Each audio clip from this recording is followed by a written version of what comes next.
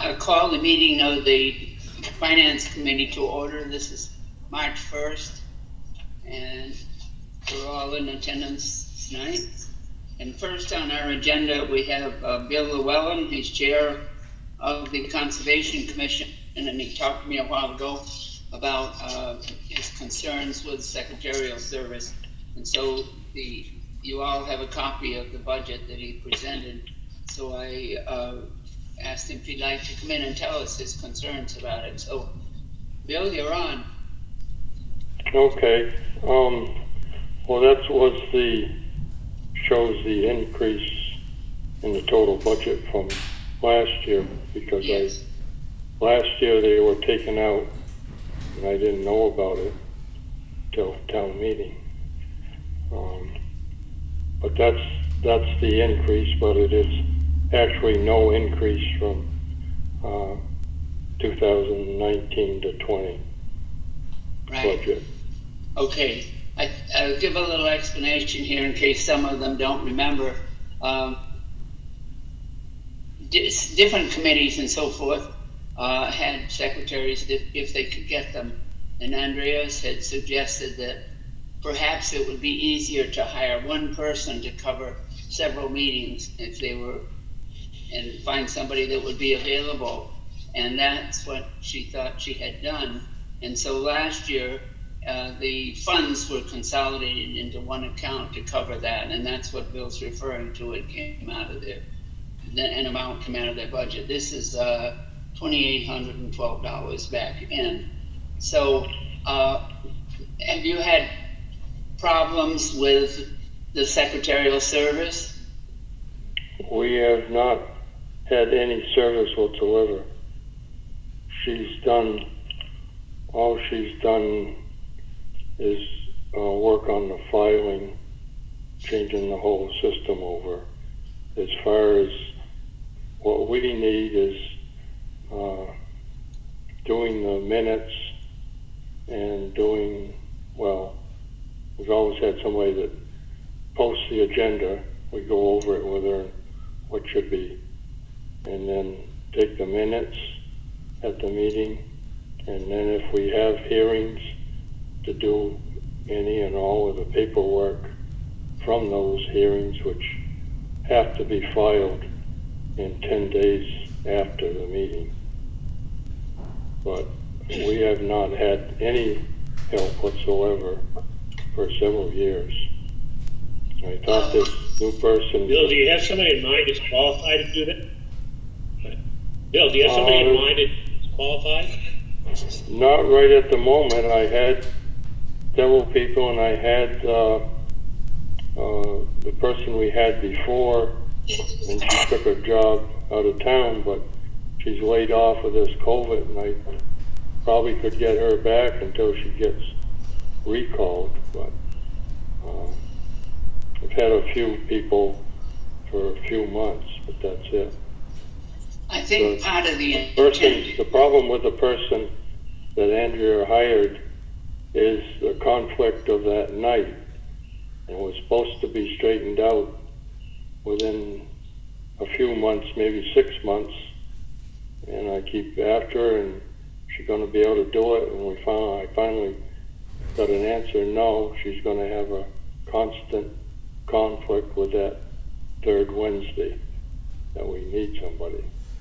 Is it a conflict with another town committee or something outside? I didn't ask her that, Okay. but it's... All right.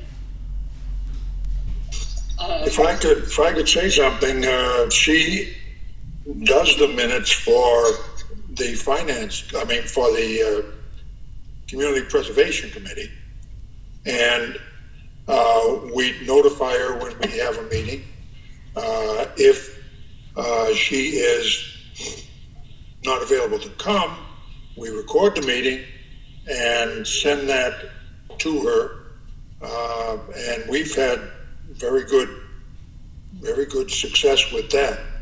I do remember quite a while ago, it must have been, probably over a year ago, where the Conservation Commission and the Community Preservation Committee had a problem because there was one recorder, tape, not tape anymore, but digital recorder.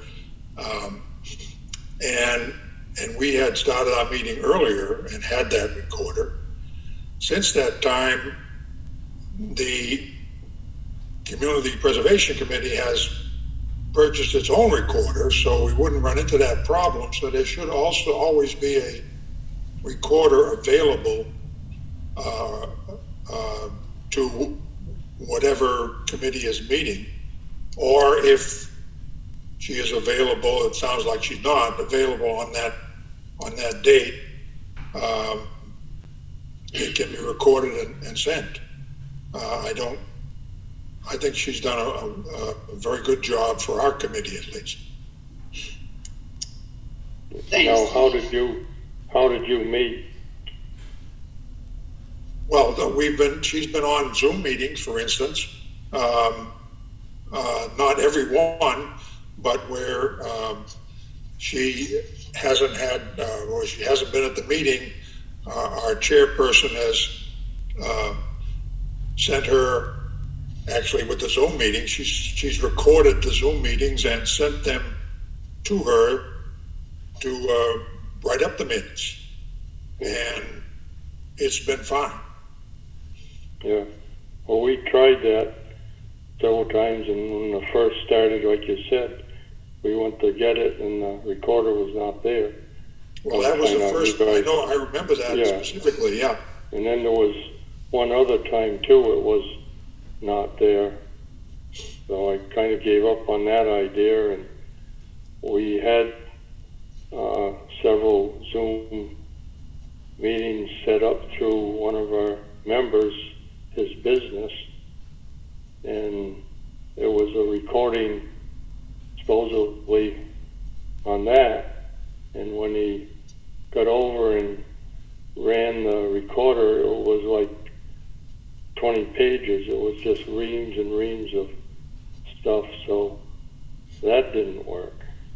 So we've been trying. For the last few months, we did get a new member, Robin Conley, and right now she is taking the minutes. Would it be any help, Bill, if you got your own recorder? We purchased one for the Conservation Commission. They do have one. Oh, they have. Yeah, Robin has it, and I don't know if she's using that along with, or I do not know, but right at the present time, that part is solved. But we still need additional help with all this additional paperwork. Because that's what we've always had. The idea of having the secretaries was so that a member would not have to be taking the minutes. And of course, if Robin is a member of your committee and doing it, so does anybody else have any comment? Andrea, do you have any? Well, part of the difficulty we have here is that you can't just hire somebody who knows how to fill out on-com paperwork. So the idea was, when we tried to do this, is that if we did get the board clerk involved, at least start her by taking minutes, she would learn the process. And then she might be able to assist with the paperwork going forward. But, I mean, when I started 2 years ago, the Concom did not have an assistant. And according to Sandra, had not had one for at least a full year prior to that. Part of it is, the problem is it's very hard to hire someone who will only work a couple hours a month. Or who has the kind of experience that Bill wants in filling out state DEP paperwork. So our hope was, and she's become somewhat familiar with it because through the filing project, she has filed an awful lot of notice of intents and the paperwork. She's been through every single file. She's done all that filing. And that was our hope, is that she would learn that. We did have that one experience with the recorder. So the CPC bought one, and we bought a second one and specifically gave it to the Conservation Commission for just them. And since that time, the Planning Board has been using her services. The CPC has been using her services. So without any complaint on their parts, they have been sending her Zoom meetings if she's unable to attend, although she tries very hard to attend if she can. She said it's a lot easier for her. Also just likes to have a presence and a feeling for what's going on in the meeting. But, I have spoken to Bill many, many times on this. I think it's unfair to say she hasn't tried, because she has. And I don't think that Bill's been the most receptive, in all honesty, to her attempts to try. If they are, in fact, recording the meetings by Zoom, there is no actual reason why she couldn't be taking the minutes. She has not been approached to be told they are taking the minutes by Zoom. Robin did come in, and I gave her a quick tutorial on how to run a Zoom and asked her if she was going to be taking the minutes or forwarding them. And she expressed to me at the time for the time being, she was going to take the minutes. I did explain to her that this service was available if there was an employee. I feel that for the last few months, there has been no attempt.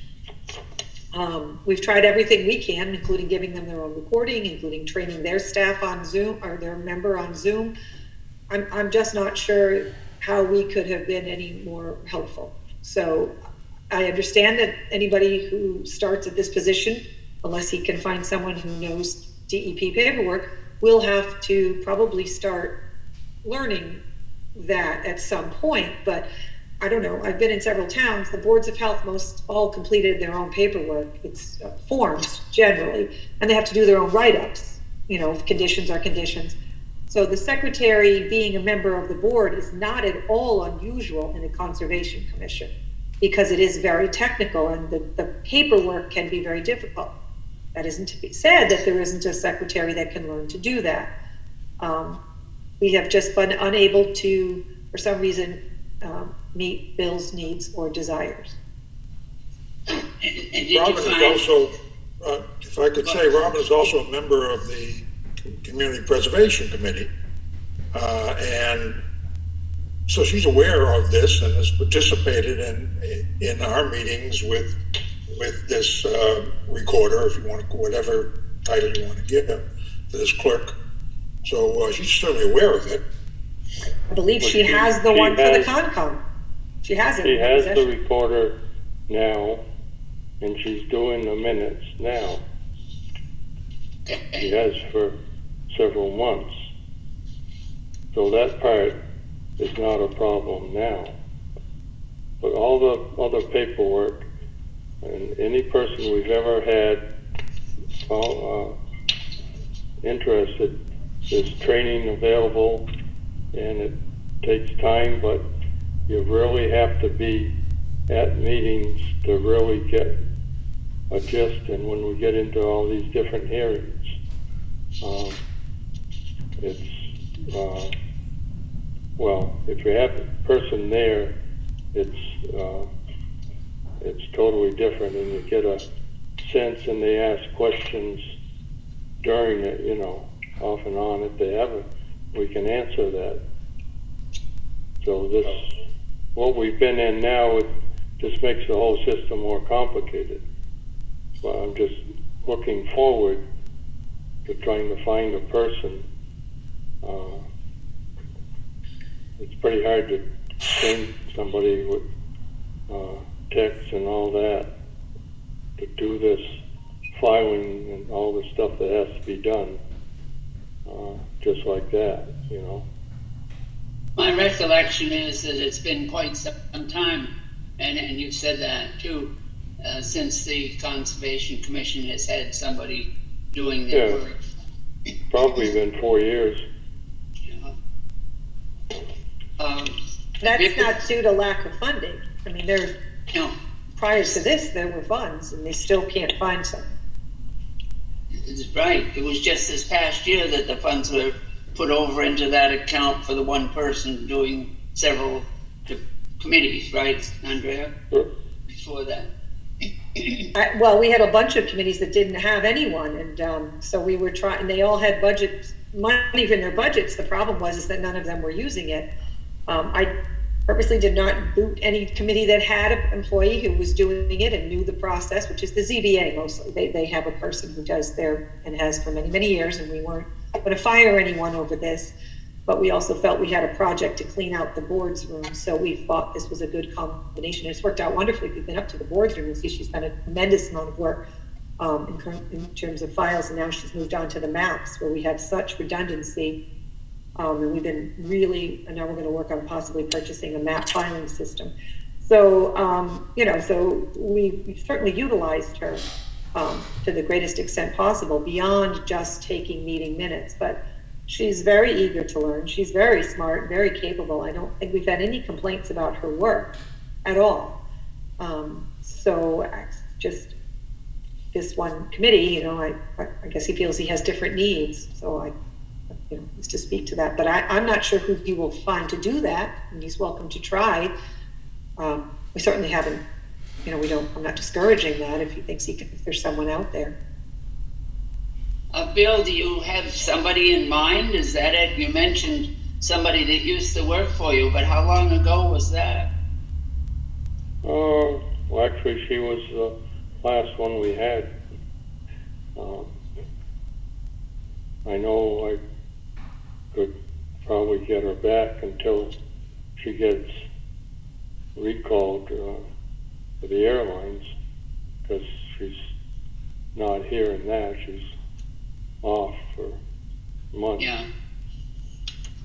I know I've had people, or one person that was willing to do it and wanted to get paid, but she didn't want to go through this whole I don't know what you call it, hiring of and all that paperwork. I don't know why, but she just didn't want to deal with that. So well, does any other member of the finance committee have anything they want to say or ask?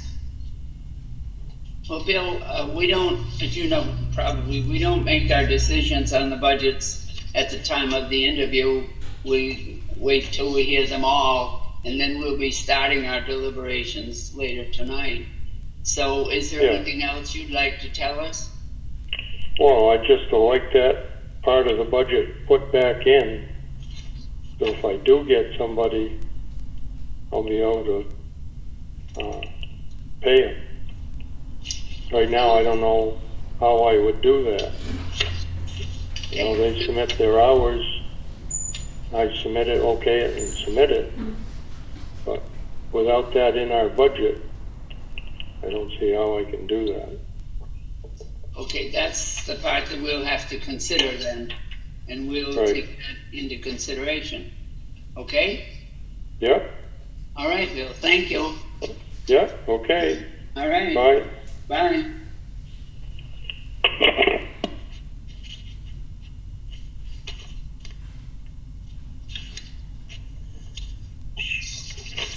Why don't we do the minutes next? And before we... You did get the ZBA budget. I just wanted to remind you, they aren't on, but I just wanted to make sure everybody got a copy of that ZBA budget that I sent. Yeah, I have. Okay. I did. Make sure. Yes. There's no change, it was just the salary increase. I think they got it twice, because then after I sent it, I realized you sent it. So Okay, I just wanted to make sure I knew you weren't discussing it per se. everybody's all set on that? Yep. Yeah. Before we do anything on the minutes, I have a couple of questions on them. I didn't want to just go through and say, okay, they're fine. Beth had a question, and I didn't respond to her, because I don't know the answer either. At the bottom of the first page, about capital projects discussed for the highway department, what's the hook truck? That was the truck he was talking about that he was going to get and replace the other two trucks with. Yeah, what does the hook truck do? I guess The standing was it could hook on different types of bodies, so that you don't have, so you could have a dump body, you could have think of it like a piece of Lego.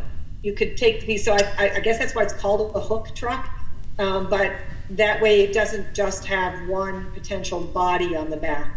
I guess I just wanted to make sure I was hearing it correctly. I think that was the explanation I got. Correct.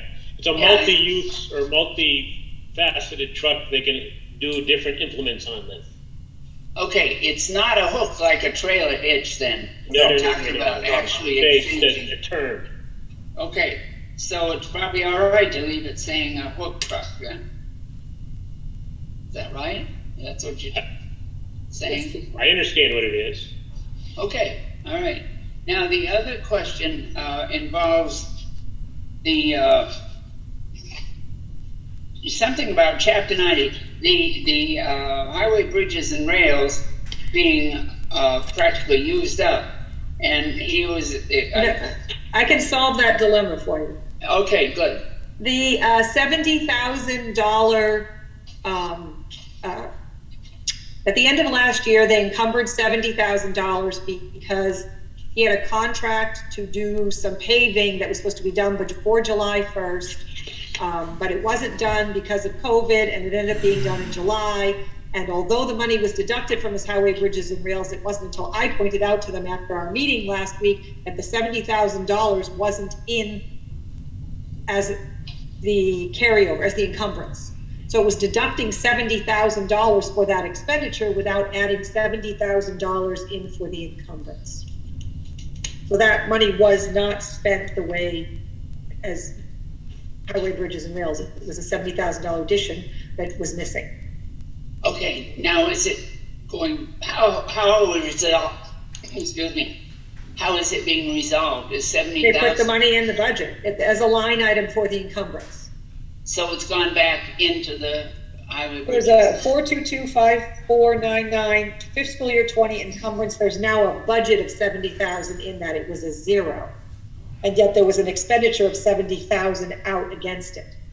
So it was subtracting that $70,000 out of the total for the highway department budget that you were looking at. So now that that $70,000, which was carried over from last year, is placed in there as an encumbrance, that budget does not have to, doesn't subtract the $70,000 out of the regular highway department budget. Okay, If you have an old account, an old breakdown budget, you see that the 70,000 that allocated was just a zero, but yet there was a 20,000 expended against that fiscal year 20 encumbrance account. What they didn't do was put the allocated amount in. okay. Is everybody all understand that? Are we all set on that? Are there any further questions? Dan Campbell's good. I'm good. Bernie's set. I'm good. All set. Okay, all right, then let's take action on the minutes. Like a minute, a motion to approve. Dan Campbell makes a motion to approve the minutes as written. Is there a second? Second that. Okay, Tony seconds it. Any discussion? All in favor? Aye. Aye. Unanimous then. Aye. Okay, thank you. Now, tonight's procedures here, you need all your documents from the budget requests that we've had. As Andrea has said, we don't have all the information yet that we need. But I did send you a second email. Did everyone get that? Which has a master budget with all the departments in it. Also, So you should have all the departments in there. It's not capital. I thought you were going to talk about the capital articles tonight, start with that. But this is the master sheet right now with all the requests in it. I did have to do one little update to finance committee. I hadn't put in that's salary correctly. But other than that, all the departments are now, and I double checked it and triple checked it today. All the department requests are in that new sheet that I sent you. So you can just use that then. Yeah. Yes, and if you want to, you can obviously use, it doesn't have any red showing where changes are, but I think you can see that in the difference column. Yeah. So that should incorporate all of the spreadsheets you received independently. Okay, thank you. Not sewer or EMS. This is just the general omnibus, this Right. one. Right. So, okay. So it's taking the figures that we had received previously and consolidating them. In other words, I haven't gone through to see. There were no changes in the figures, am I right? only what we added to, only what each department had asked for increases. Right, I didn't make any changes. I put in all the requests. Yes, that's what I thought you were saying. There were nothing, other than you've added, Salary. CBA. I have added DBA, so, and what is in there also is the COLAs. Salary COLA is in. But other than that, it's only the requests by the department themselves that is in. All right. And I did leave the school budget. I know it wasn't voted, but I left it in there for the sake of argument, knowing that there will still be some kind of increase so that the bottom line would look like something at this point. Okay, good. And we don't have anything from tech yet. Not formally, but I think we did. Let me check. Well, I have their budget book. Oh, That has this FY22 statutory assessments in it. okay, so you put that in here then. Correct. Okay, that's fine. I know it never changes from what they have proposed, once they go to their meeting, but, okay, as far as the Pioneer budget, you've read the papers, I'm sure. I accessed that meeting while it was on last Thursday night. It was rather contentious. But the point is, as has been said in the news, they reversed the decision, and so the 6th grade will not be moving to Pioneer. They have not, well, the budget was voted down, so they need to do something about the budget. And I watched today, there's a meeting posted because they spoke about posting another meeting. There is a meeting posted for this Thursday night, but it's only for an executive session, and that's on a couple of complaints, nothing to do with the budget. So I don't know when they're going to be taking up the budget.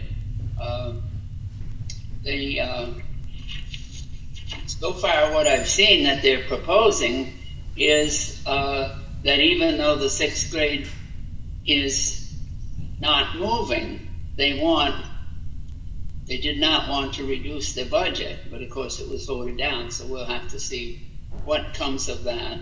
They want to make some changes over there at Pioneer that would be covered by the change. So you're right, we don't have it yet, and I don't know. They're governed by some of the laws on their time frames too, so we should hear something soon.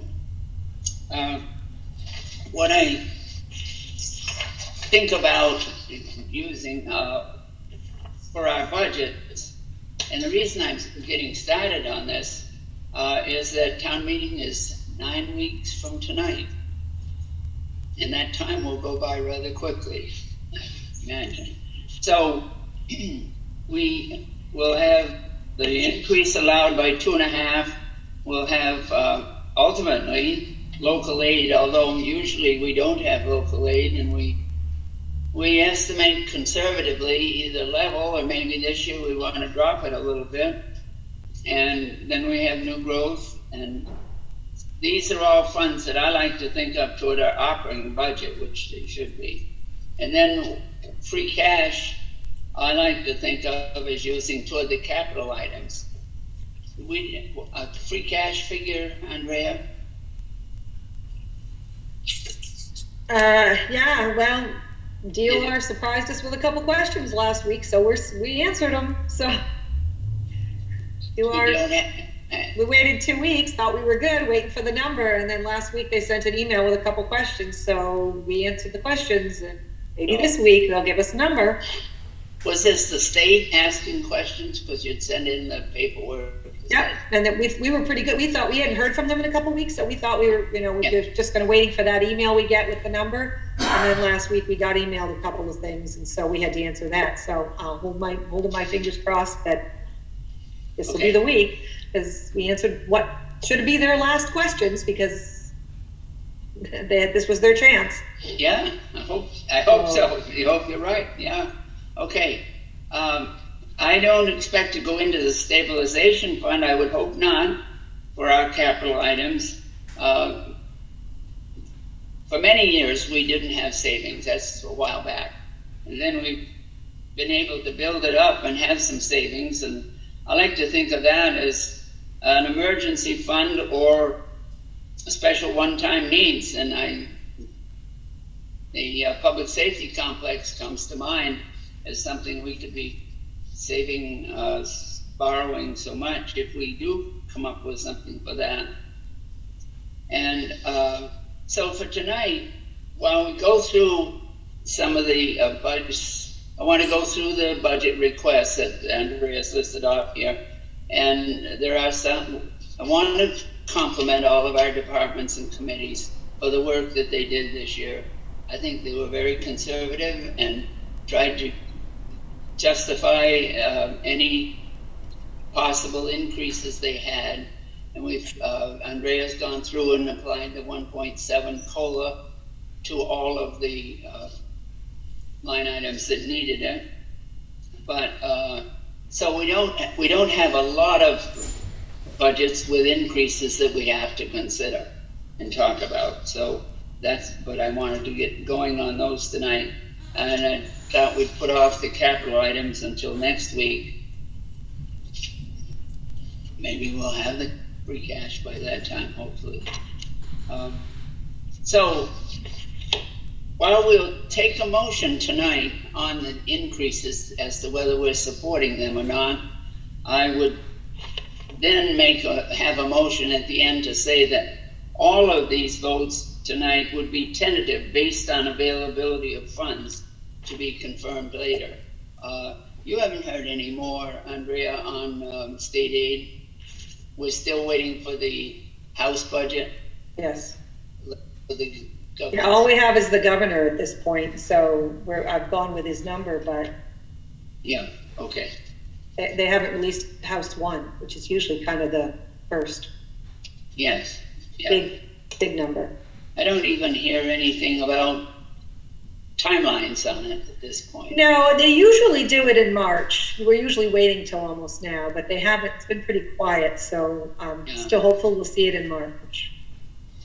Okay. And then when we get to it, we'll be next week probably. We talk about articles, the ones that we would be proposing, or of course we do the omnibus. I want to discuss whether we still want to do the contingency article or not. OPEB, you were going to check that OPEB amount, Andrea, whether we had anything telling us. I think there's a considerable amount due. It all depends how much we want to catch up on it. Right. I mean, there's nothing that's telling you how much you have to vote. No. But I thought annually they provided us a figure on what. Oh, every 2 years we do an audit. In fact, we're up for our audit. We've just signed to contract with them to start it, but it probably won't be for a few more weeks. Just because Melissa couldn't really get started till we got everything straightened out and we got free cash in, and she's balancing her books, and I didn't want to overwhelm her, but the OPEB will be doing, and our audit will start soon too. So okay. Between the audit and the OPEB audit, every 2 years we do get a new figure. So if you look at last year's OPEB report, that's the newest figure we have with an estimate, and then we'll get a new number when the new OPEB audit happens, which is every other year. So we'll have last year's figure to go on right now. And then we made a contribution to it last year, so yes, I would hope we'd be able to continue with something each year. And we see whether we could put anything in stabilization, and then, as Andrea has reminded us, there's the cell tower money that I'd like to have an article on about where we'd like to place that. Here's a couple of things. One is, I'd like you to consider a second stabilization article. I'd like you to consider possibly doing a capital stabilization article, not specific to any particular capital needs, but the town should always have a general stabilization account. And I think we should consider a capital one, whether you move some money from general into that and leave some in your general. The idea being that capital one should be going towards either the new building or vehicles, but capital items only. As opposed to the general stabilization, which is always sort of your backstop for an emergency and or filling a hole or whatever. So it's often good to split those two into two just, specific articles. So that's something to consider. I'm going to work on a draft warrant this week. Right now, I'm actually spent all day getting our stuff ready to put in for CARES Act. So I've been typing in every expenditure. With their fire department, with their trucks, so that's not something that's new to us really, but. Right, but so anyway, thinking about at least a general capital article. The other thing is that we don't have any school request yet, and I don't know when you want to talk about it, but there was a request, and usually there's a request to do school carpeting, and you have in the past done a general For our own elementary school. for your own elementary school. So I could put those two capital pieces together. I was kind of thinking we were going to get a school one and you'd have an evening talking about the school one, and I would give you that, but it hasn't really shown up for the school yet. So I'm thinking that I should give you those two. They're not huge. Usually the flooring one is like 9,000. In the past, you've done up to 25 for capital needs for the elementary school, just general capital needs. I think that kind of fell by the wayside when you were doing these huge ones for the electrical, but that project is done now, so you might want to reconsider that. So I can put in 2 capital forms and supply you with, I met with them, so we've kind of come up with a capital plan. So I'd like to at least put it on one of your agendas. The school isn't going to show up anytime soon, maybe the next meeting, to kind of do school capital. This is all pretty much the elementary school. So that the NES capital plan / request. Okay, and who are the people that you'd be talking to about? I thought that committee kind of disbanded. It did. It's me, the principal, and the facilities coordinator that meet. So Kevin Seaman, Megan Damaris, and myself have met. Okay. We've talked about everything from small capital needs and flooring all the way through to a potential school authority request to do roofing and windows in not too distant future. Okay. So we're trying to do a whole capital look. Say disbanded. I don't think there was an intent to eliminate the committee by our town government. It was the fact that they all resigned. If anybody wants to join, we can certainly. It was a facilities committee that kind of morphed into just the school. Yes. So I think at one point there was a more general facilities committee, and it kind of morphed into just being focused on the school. So there were only a couple of members left when I joined, and then one left, and it was Kathy was the last one, and then she's. Yeah. So we really had a hard time getting anybody to express interest, but we can throw it out there if we want more members on the committee. We don't really meet so much. We just, a lot of it was sucked up by the electrical project, which really took a while. Although we do invite the energy people in because there were some energy projects. So they've been involved from time to time. Some of it involved actually not just remote meetings or something like that, but at that time they were actually going to the building and meeting there and looking at whatever the needs were. We met there. We still meet there. I met there with them. Yeah. Okay. All right. Thank you. So a school capital discussion probably. All right. So before we get into the budget items, is there anything anybody else wants to bring up at this time? Or anything comment on what we just talked about? Who prepares the model now? Is that something we do, or I guess? I have the form, and that's what I'm starting to work on. I'm transitioning it right now from that old omnibus budget that was tied to the old accounts. I've actually had to import this master spreadsheet in, and now I'm retying that so it looks like the article that you're used to, because that's manually manipulated, because this does not translate to what you take to town meeting. So I'm manually creating that. And then on that whole thing, that I'm hoping to send you at the next meeting, that's the one that has a huge spreadsheet with everybody's pay rates. And then I have a sources of funds chart. Now that I'm putting the warrant together, I can throw that together because all the articles get listed in that, and it all feeds into that first page with the revenues to kind of show you where you are and what it does, like a revenue expense analysis to show you what the proposed tax rate would be and all that. I have that master sheet that I was sending you last year. When I say the model, I mean every year we had something that summarized assets and revenues and liabilities that gives us guidance on what we can spend. And is anyone doing it now? I mean, I think that's the first sheet in this master spread budget sheet. Shows you the whole, all the expenditures, all the revenues. And then the next page is the omnibus, and then there's the enterprise, the sewer, the articles, sources of funds chart, a cherry sheet, a Prop 2.5 levy limit calculation sheet, then the pay grades come in, and then the whole payroll sheet comes in. Is that what you're talking about? Because the first pages are all there. Sounds good.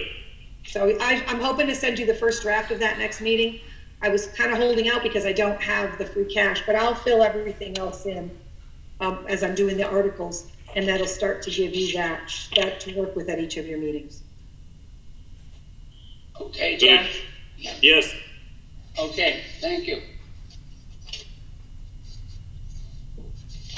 Well, I took these by, I think I told you on the email to the finance committee members that I was going to take the accounts in the sequence that they're on that budget summary, not the budget summary, the account summary at the end of the month. We got a new one again today from Aaron.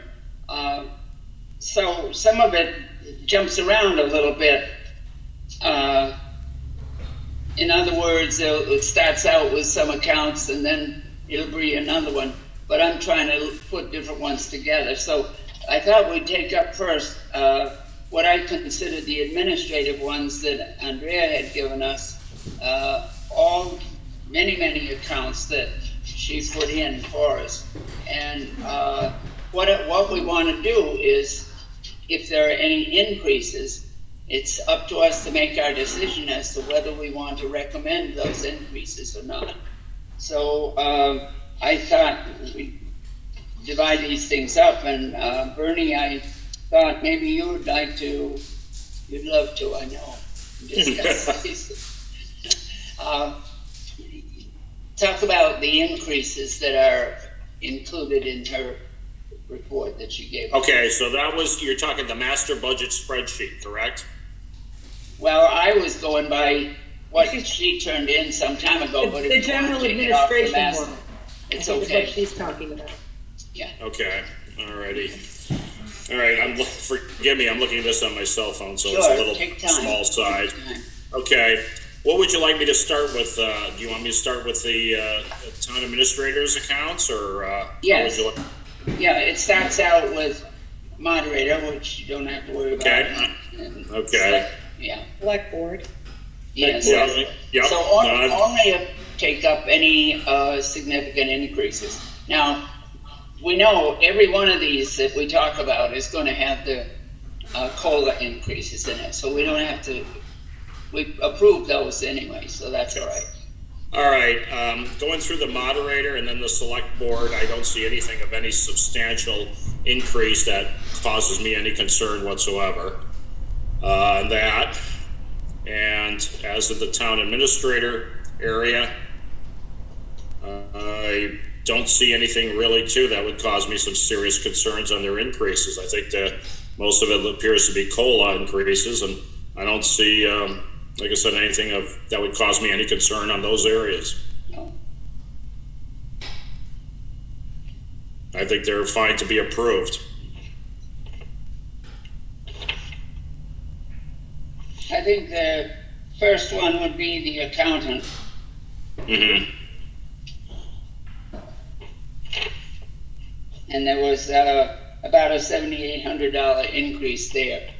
In that area, okay. Yep, I see that, $7,792. And if I remember, the increase was for, I don't remember what was the determination, what was the need for the increase in that? If somebody could bring it to my attention, what the reason was. It's a contract, not a It's a salary. contract? Contract, not a salary. With the Okay. accounting Yeah, I firm. know you have a service now instead of an employee doing that. Okay. All right then. So, all right. Okay, I don't have any issues there. Do you want me to go on lowest down towards the assessor's budget? Yeah, it's technology, it is. I see the property inspector, that is a Using significant the master increase. sheet. Yeah, I'm using the math sheet. Computer supplies and services. You guys are on two different sheets. She's using the general administration budget worksheet, and you're using the master one that I sent today. We just about today, yeah. So you're using two different budget sheets. Okay, well, hopefully it'll cover all the items one way or the other. I'll try to find what he. Well, this one is the most up to date. The next one is the legal. If you're going down the sheet that I submitted to you with the Okay. general town budget, next one would be legal. That's up to Okay. There's an increase in the legal expense. Yes. Is that come in concert with $10,000 increase? Is that correct? Yes. Okay. And I know that part of it is for easements and other work that they're doing and additional other, so I have no issue with that. Okay, now, while we're going through this is the time for any of the rest of you to ask any questions if you are concerned about these increases. Go ahead, Bernie. Okay. All right. Again, obviously there's a difference in the sheets that you have and I have. Yeah. I'm going, Technology would be next. technology, 155. yeah. That was the increase of $1,845. It's a decrease. Oh, decrease, I'm sorry, my apology. I better get glasses for my cell phone Well, here. usually they're an increase, so it's very unusual that it's a decrease, so I don't. Yeah, the problem is, like I said, I can't get the printer to print the whole width of the sheet, so I'm using that and my cell phone. Oh, yeah, I should. Yeah, all right. That's to print the sheet. Okay. I have next tax title, there's no difference. Town clerk, Now, wait a minute, now See, skip those. you gotta jump down to town buildings, 192. town buildings, okay, all right. 192 is the next one. Okay, town buildings. Okay, and the only significant increase was that $1,800 to cover Sure. town building sewer use? And that was because of an increase in rates, is that correct? Correct. Okay, no issue there then. Now, we've got it in, under town buildings, we've got the building maintenance salary. And that is something that, we want to keep that separate. Well, that's a discussion you have to have, because Tom is giving you a request to move that, so, I don't know whether you should weigh in on that, and then it goes to the select board. I'm not exactly sure. I've never really, they've voted to move that position, so technically, I guess the budget should go with it. I feel as though this position started out as a separate position to do maintenance work to save, paying prevailing wage by hiring contractors. This goes back years now, when the position was created. And it was under the town administrator at that time, and then before your time, Andrea, it was one administrator did not want to do it, so he turned it over to the highway department. So I understand that this person reports at the highway department in the morning for work, and apparently you have to go, is this correct, that you go through the highway superintendent when you want this person's time? Yes. And in the past, there have been some conflicts with that. For example, Dan didn't need to be out there shoveling the walks. That was just because I was out there. But just to let you know, we've had pretty good success. He's been in the building quite a few days this week, and he was able to take down the lights for the Christmas. He took all that sort of stuff down, and he's been a presence. So we've seen him more than we did, at least I have, in the past. So I agree. This is a different person now. It is, and basically he's very receptible to coming and helping out, and we just, and requests we make one day, he's there usually the next day, unless there's, I guess what he has been used for over there probably is more snow removal and that sort of thing, but I'm not sure I've seen him more so than I have in the past. That's good to know, thank you. I don't know, I just feel as though keeping the line item separate, you merge it into that, eventually someday it just becomes a highway employee, and And even though you have this way now, excuse me, I'd like to see it separately. Okay, I'm on a Zoom call, sorry. Possibly one of the things to think about is if it does, Bye. possibly one of the ways to think about it is if it does get moved to highway, that it be held as a separate line item. I'd In like the to- highway budget, not merged into salaries. Yeah. So that's not what it is now, really. Correct, but I'm just saying there's been a big request to move that, and you had a request for the phone costs to move to highway. So I didn't change those here, so if that does move, that will be something we will take out of here. What's the justification that you're hearing on that, Andrea? The person now is a highway department employee. Is what, I'm sorry. A highway department employee, overseen by, reporting to, and evaluated by the highway superintendent. The position was originally approved not as a highway department employee, but as a separate maintenance position for the town. I mean, Correct, I understand. I kind of think it should stay separate. I think that's a discussion you have to have with the select board. And I'm proposing you guys have a joint meeting, so that might be the Yes. time to do it. And hear why they have made a contrary decision to yours, because they have. They may not realize that was passed in town meeting years ago. Oh, they knew. They did, huh? They knew it was created as a separate position. They were informed. All right, we put it on our agenda for I think if you keep an agenda for possible things that you may want to discuss at a select board joint meeting on the budget, that's probably one that I would put on there, so that each side can explain what their concerns are with it and what their expectations are with it. Okay. Anybody else have any comments on it? Not at this time. And wherever it lands, we will drop the budget for a cell phone somewhere. Yeah, 'Cause it's now in both budgets. okay. All right. Bernie, back to you then, I guess. All right, then, I'll just ask Andrea, what's next on the list you have there? Town report, then town clock.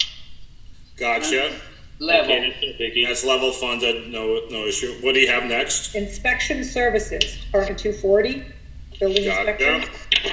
Level except for Level. colas, yeah, Yeah. Okay, what's next? Animal control, 292. same thing. No control. Level funded, fine. Next. Then the schools, you'll see that there are two lines for the elementary school maintenance repair and those school supplies that are at the moment both empty. That's the one I'm talking about, bringing you stuff for next week. Okay. And then the general schools one, which really, in the old form that I sent you, doesn't have anything. In the master form, I had put in the proposed budget number, but it wasn't adopted anyway. So essentially, we don't really have a budget there.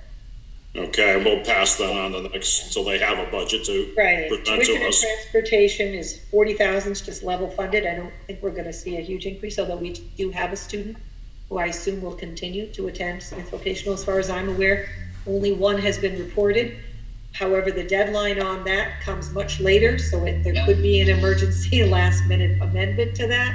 But I It's hate good. to budget in a second person that never shows up. That Yeah, seems foolish. yeah. It's good to have something in there then, but you're right. Alrighty, next one, Andrea. Franklin Tech, Franklin Tech. And you've got There's your a decrease. figure in. at down. 461,831. That is the requested number. Does anybody have a problem with text budget? We never have had a problem with it. It's all No. pretty certainly justified. I have no issue with it. Don't problem. fix that. Okay. It's actually a decrease of 68, oh no, wait a minute, where is it? I think there was a, $238. 238, yeah. Right, it's Okay. showing on the master sheet, but not on that one. I think our enrollment dropped by 1 or something like that, wasn't it? And that, but the capital went up Yes. as like 300, so it Yeah. ends up being a net increase of like $98. Okay, anybody have any problems with that? Not at all. Okay. No. Okay, Veteran, with veteran services, veterans, hang on, let me scroll down to that there. 543. 543. Okay, 543. Okay, veterans. Veterans are 543. 43. Okay, that'll be the veteran services. Yeah. Yeah. Got it. Alrighty, and there was an increase of $1,453, and that was for, The assessment, it's the funding formula. okay, yeah, you mentioned some of the assessment there. Yeah. And Okay. that's one of those formulas that's like 50% EQV and 50% population, and they compute it, so it moves a little bit every year. I think Northfield's EQV went up, and I think that's where we're getting hit on a few of these little things. Okay. All right, I have no question on that. And there's the Okay. Memorial Committee at 690. Yeah, Memorial Committee, 690. Sorry, I'm just scrolling through to get to it. So, Memorial Committee, I get 690. down to health insurance, So we got 690, 692. but those again are fixed figures that we can't. Got Right, it. Memorial's gonna change, it's still $1,000. No, haven't changed, right? Okay, Then that's you fine. have 820 is the state and county assessments. 820, yep, got that. So that's the FERCog. Yep. Yeah, actually went down a little. And went down, yeah, 2,000 and change, okay. All right, that's fine.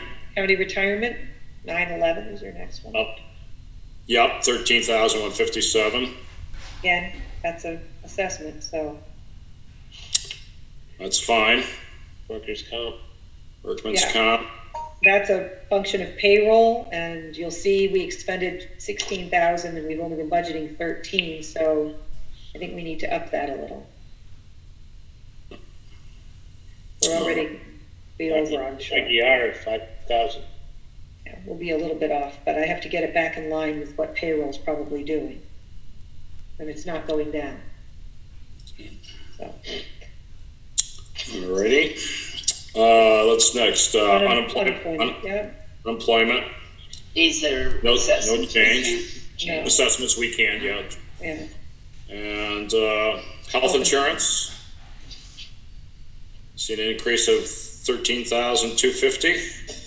Yeah, we have, mostly you'll see that in the retiree health insurance. Yeah, I could see that, all right. There's a couple new retirees, so. Okay, and next is, Medicare expense. Yeah, those are the things we can't do anything about. They're I know, they're factored on your salary. Yeah, that went up 2,000, but that's affecting salary. Okay. Now, is there anything else that I've missed on this sheet?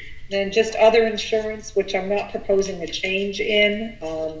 That includes, just to give you a rundown, I have breakout budgets underneath them that you don't see. That includes $56,451. That's with the 2.5% discount if we pay it in the first month, for our general insurance. That's buildings, vehicles, and that's a slight bit off of the last year's, which was 56,750. So it's pretty much comparable. VFIS, which is our special insurance for EMS, fire, and police, we have to have a separate insurance for that. That's going up slightly by about $1,000, and that leaves us a balance of about $3,000. We always leave a small cushion in there because we could add a vehicle, change a vehicle, drop some. I mean, we can get changes in our premium during the course of the year based on changes in various things that happen to buildings or vehicles. Just the vehicles that we might approve for this Correct. coming year. When those go on the schedule, the others will go off, but this will come on, and so there's always a, you know, a balancing there. So I like to leave a little cushion, because we don't want to end up budgeting to the penny, and then Okay, turns out we don't have enough money to add or change anything. okay, thank you. I want to leave, I've got your town hall capital plan, but I want to leave all capital plans for later, after we do the budget. Okay, thanks, Bernie. You're welcome. Then, going down the list, we have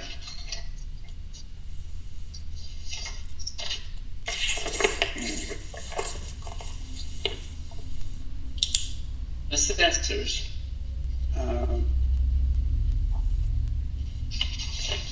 Sue, you want to talk about I the could find increases? them. We did. Air Department 141.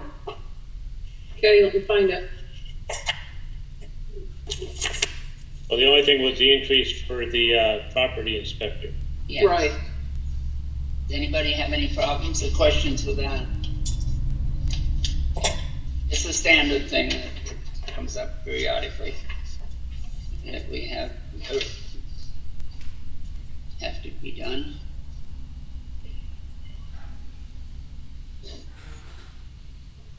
Oh. And there was MAP, I think, for $300. Right. Okay, anybody, any concerns about that? Nope. All right.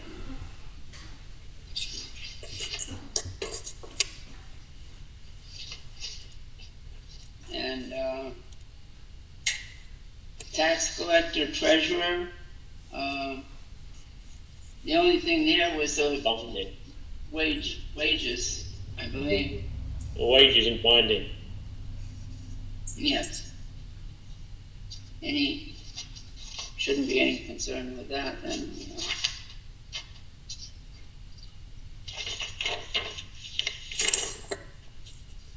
And then Dan's budget. Dan wants some increases. Tony, you want to address that one? I guess. Beat me up, Tony. Beat you up. Yeah, go ahead. I'm looking over here, I'm trying to figure out what I'm supposed to address here, but Okay, you have the sheet. Dog supplies. Yeah, Dog supply. Yep. okay. Yeah. Cost of doing business with the dogs has gone up by about $50. $50. I know. Sorry about that. I can handle it. It was The other- 25, right? It was It was like, 25 and it went up to 50? yeah, right. Right, okay.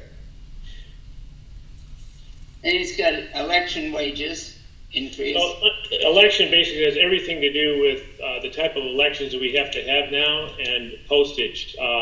You got to realize that my election workers now get minimum wage, which is up 13, I think 25 an hour now. So that's reflected in the cost of increase. Yes.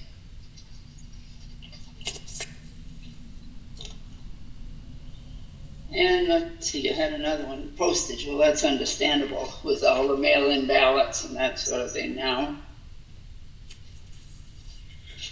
And increase for you as what? As because you serve as registrar as well. Yes. Okay. Everything has to do with the way they are going to have to run elections, or we're going to have to run elections from now on. Okay. Anybody have any concerns about those? No. Okay.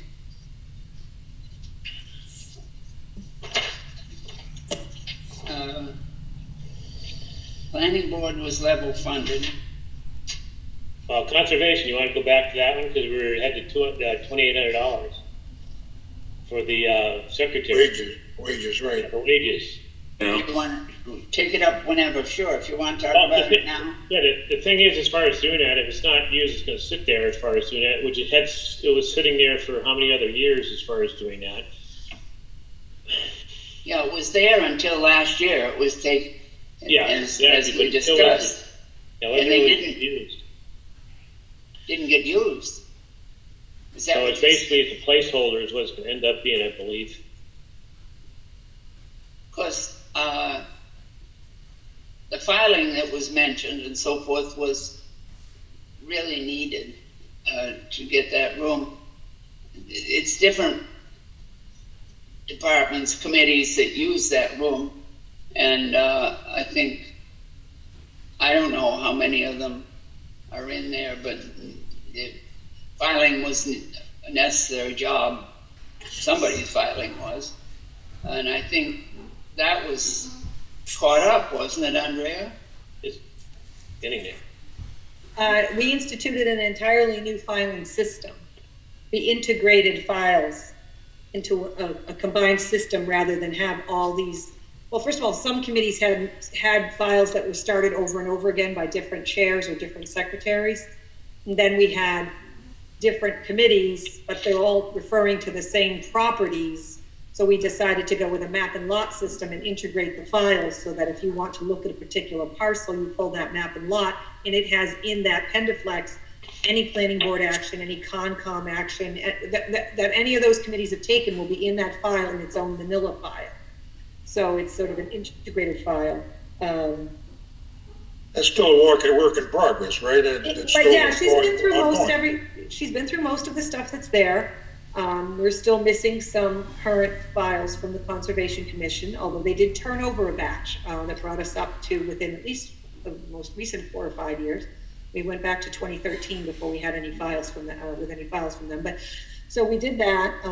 She's continuing with that. I am thinking there may be a computer we have to replace in Town Hall, but it's still working. I would like to think about putting her on that with a database and actually creating a program by which people can search that would involve her then slowly when she has time. That's what we do when she has time, typing in and creating a database of what we actually have so people could search it electronically. So that's a future project as we keep moving forward. What she's doing right now are all the maps and plans, not building plans, not the building commissioner's, building inspector stuff, but multiple plans for road layouts, road projects, all the old road layouts, that's fine. Tom has most of those, but we find street project kind of things. And turns out we'll have 5 copies of them because one went to the Concom, one went to the, planning board, one went to and then we'll have the 25%, the 75%. So where you have 20 plans, you can go down to 1, the as-built in the end. So she's sorting through all of that. We have lots of drawers there that are practically empty, so we're going to create a filing system there, and then we're talking about potentially something on the wall to put Jim's plans in for building plans to get all those boxes off the top of the filing cabinets. But even if you go in there now, you'll see so much more of that room is accessible. All those boxes on top of the filing cabinets have all been sorted through. So we're slowly working our way through all the materials there. We'd like to turn that back into an actual meeting room that people would be comfortable meeting in. Especially boards that would want to have access to their material during their meeting. So she's been doing quite a bit of work on that. And obviously she's been working with boards and committees. When there's a lull and there's not a lot of meetings, she comes in and works there. And when there's meetings and minutes, she does that instead. So the filing plan is very nice because she can fill it in instead of, which makes it a much more attractive position because we've guaranteed someone some hours as opposed to once a month, and if a board doesn't meet, it's 0 that month. So Okay, getting back to the original here, are we going to approve this 2812, or is this something that we're going to? Well, that's what we need. This she's is telling entirely us the different from what we've been justification for the position. I can remember when before they had that room where all that stuff was out there where Sandra is now, and it was tops of file cabinets and that sort of thing. And so the room was a good idea in the first place, and then trying to get stuff together. I think it's a change. It has been a change, and that's part of the difficulty. some people have embraced the change better than others. Let's just put it that way. But, you know, I understand Bill's frustration, and we had some, we had some learning, you know, growing pains, and all understand that. But he isn't, their committee wasn't the most computer literate, but they've come a long way, I have to say. Yeah. So. Well, that's good. And, you know, I know when he talked to me, it was about the accessibility of the recorder. And you say you bought a separate recorder for them. About 6 months ago. Okay. They've had a recorder for many months. Okay, I can see two things here. One is recording the minutes of the meetings and getting that straightened out. But he's looking for someone that's going to be able to fill out the forms that are needed to, once they make a decision, that can be sent into the state as far as doing that. And that is a more specialized person, and if someone in their committee wants to take that under their wing as far as doing that, which they sounds like they're doing a little bit, all well and good. But we have to be careful. Now, so I encouraged him. I said, at least get your minutes taken care of. That's one less thing for somebody to do, even if that wasn't 100% of what you wanted. But then he got Robin involved, and he said, well, Robin should be paid for doing this. I said, you can't just pay a committee member. That's it. Whoa. I said, because their committee doesn't get paid. So I said, if you want to propose a stipend for every committee member, then you could do that. But right now, it's hard to, you have to talk about it differently if you want to talk about a committee member now being paid the wages to actually take the minutes. That's a whole different discussion than either an employee or stipends for the whole board. That falls in the middle there, and it's just not typical. This is all started years ago because there was a member of the ZBA who was taking the minutes, and that, because ZBA is like the Concom, there are legalities involved, and you had to be very accurate in the minutes. And she said that she could not participate as a member and be taking the minutes, and she was objecting to it. And about that time, it was, we got a secretary, the Board of Health got a secretary. We were the first two, I believe, and it's continued. And then it's expanded to, well, the same thing applies to other committees. A member cannot be taking notes and be able to participate speaking and all that sort of thing. So it sounds as though she's willing to do, this member is willing to do it now, doesn't it? Well, apparently she was willing to do the minutes, or at least had been doing them. Yeah, okay. But I don't know if she wanted to do it forever, which was fine. Okay. And I was still trying to get them to accept Wendy to do at least do the minutes. I said, Bill, at least that's one step towards solving, you know, your dilemma. But I don't want to see us start paying a member, because that was the whole purpose. To get the members so they can participate in the discussion and decisions. If you're going to have them take minutes, then they become a clerical for that committee. And if that person is, you know, if she's recording them via Zoom or by recorder and then writing them at home later, then she can participate during the meeting. And if that's working for her, fine. I'm not advocating that that's ideal for them. I'm just saying it. I haven't had a complaint from Robin about it. And, you know, I'm hoping that, because I did meet with her. I met with her when she started doing this, and I actually showed her how to use the Zoom. But as you said, Dan, they didn't have anybody previous to this. They haven't had anybody for years. They haven't had anybody for a long time as far as doing that. And then there are minutes that are missing, so. Yeah. A question. How do the rest of you feel about putting, Sue, go ahead. I have a question. How many forms have to go into the DEP, and how frequently? I mean, is this something that's a labor-intensive thing that's, you know, really time-consuming? Is it a frequent thing, or is it like sporadic? There's certain forms that are frequent, but they're the easiest forms. Like, for example, anyone who wants to do work that might potentially be in a wetland has to file a notice of determination of applicability. And then they have to respond to that. Either it's not applicable or it's applicable with conditions. Now, that form is fairly simple, but they have to do it for every determination. It can easily get much more complicated as the projects get much more complicated. But in truth, when they're going to write conditions, often they use a consultant, a wetlands consultant, because it's a very technical thing. And even, members who've been on for years and years and years don't necessarily know every law or keep up with every wetlands issue. So there's a lot of factors at play. I don't know how active a board they are. I wouldn't presume to speak for them. So I don't know how many times they're filling out these forms, but every request for determination of applicability has to have at least a denial or acceptance. Now, some of that might be just not applicable on the back of the form, and then they don't fill anything out, they sign it. But everything that has a condition, they have to write conditions. It's usually a fill in the blank, because I've had to mail them out for this Conservation Commission quite a few times.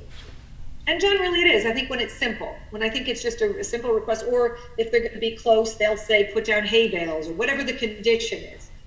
It gets much more complicated if the project gets much more complicated, or they're going to work in a wetland, or they're going to do a stream crossing or something. Then it gets very technical. But often in the case, they use a wetlands consultant to help them. So I just don't know how much paperwork he's pushing through. I really don't. Right. But the RDAs and that response I've seen a lot of, and they're fairly simple, but they do have to be filled out for everyone.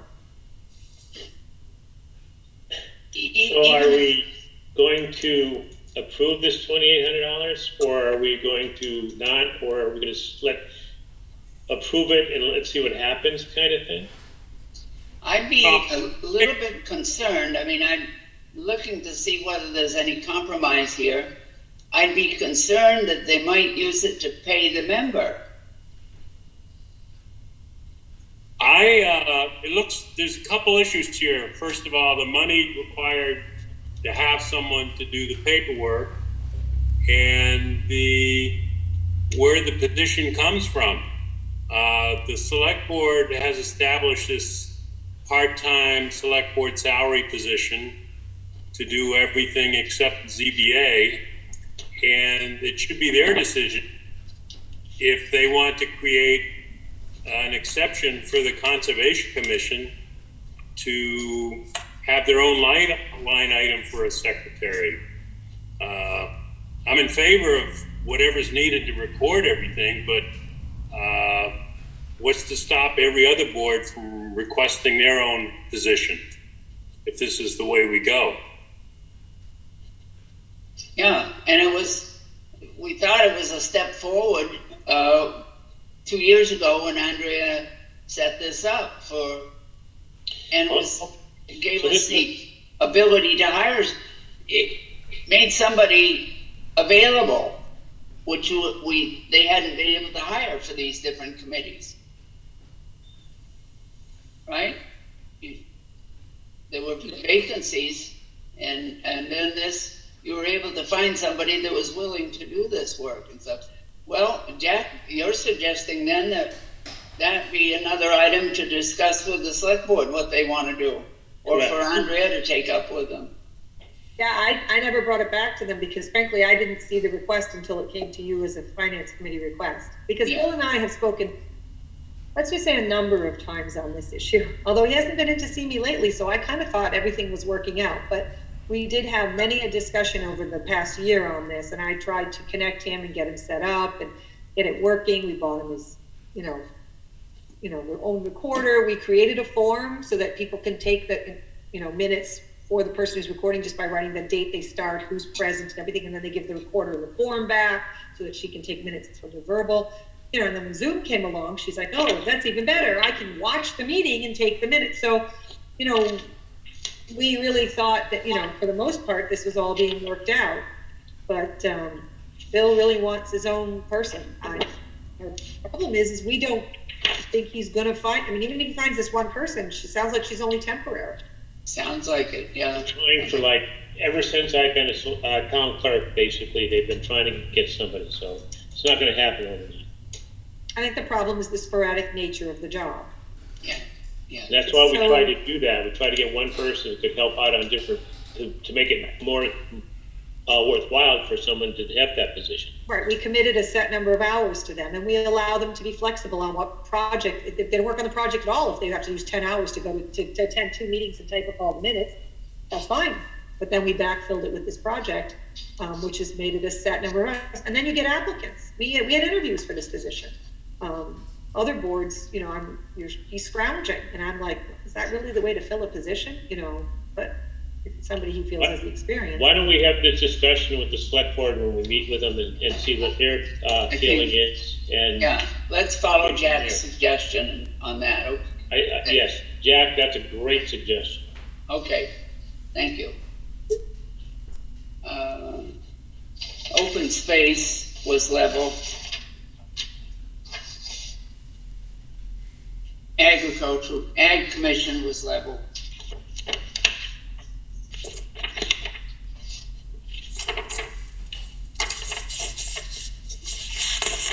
Police, Jack, how about you talking about the increases in the police request? Well, salaries went up 40,000, and can someone refresh my mind what accounted for that? It was putting the full-time instead of half of the SRO, school resource officer. We had been carrying it at half of it, and anyway, just in case it was reinstated, and he's come in with the whole amount because we'll get half of it reimbursed from Pioneer. Okay. Then there's some other minor increases, training, Uniforms.